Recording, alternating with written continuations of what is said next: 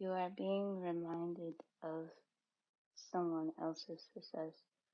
Don't dodge in to compare yourself into the madness. A lot of times when we don't see our true success, God has another plan for us. There is another opportunity. We shouldn't be so jealous, so envy of other people getting the praise and glory while we're suffering.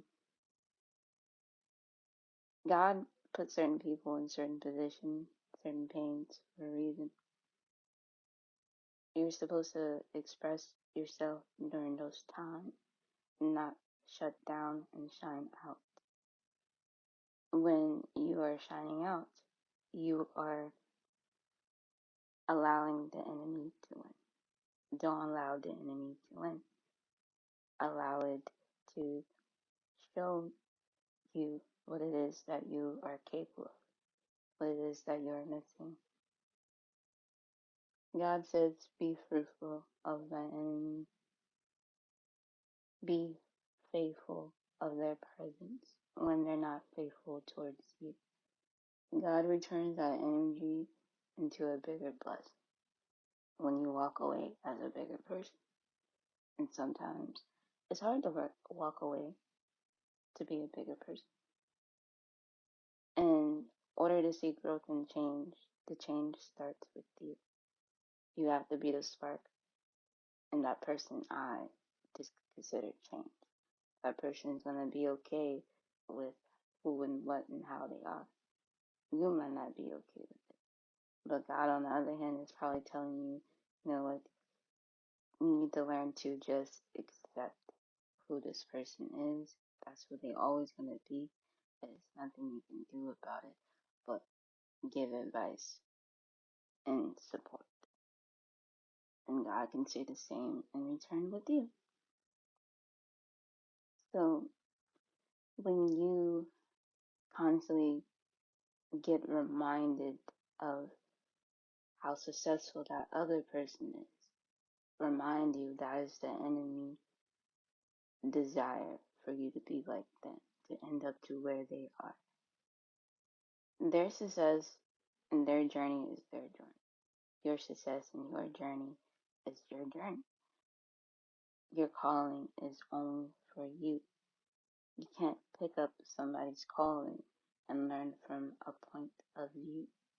You have to experience what that calling is calling you for. So a lot of times we get scared. We run, we hide, we scream, and then we go right back to God when we mess up. And it's okay. God loves it when we turn back to Him. But when we want to become creators ourselves, this is what He do. This is what the God version does to you. He will give you the necessary tools to protect yourself, to guide yourself, and to enlighten yourself. When you hold those three keys to your universe, everything in your reality can shift. Everything can change in your own perspective into a newer perspective of life. We might not know what our purpose is in life just quite yet. Some of us can just imagine what our purpose is, but the divine being has a greater plan for what we envision.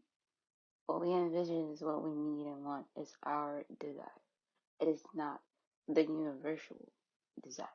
It is only a desire that you can physically manifest equally and have open opportunity.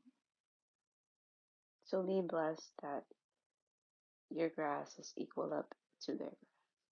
Your level of success will soon eventually equal up to their level of success. But remember, when you choose a certain calling and you try to take somebody's calling, remind you, God is going to remind you how they got their calling. So you have to walk through every pain every experience, every opt to create the blueprint for that call so others can learn to walk in those steps. Don't hold spiritual knowledge. Do not gatekeep spiritual knowledge. Knowledge is supposed to be free. Free from the mind, free from the spirit, to waken up other people's spirits about them. You never know your true purpose until you start stepping into your call.